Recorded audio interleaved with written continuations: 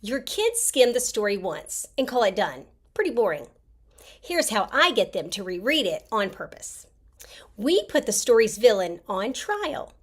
And there's one rule that you can only argue with evidence from the text. Every kid gets a job.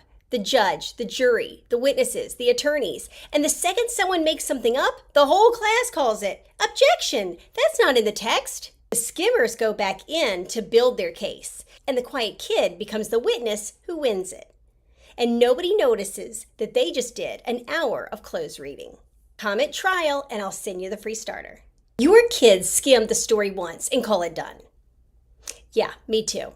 Here's how I get them to read it on purpose. We put the story's villain on trial, and there's one rule you can only argue with evidence from the text.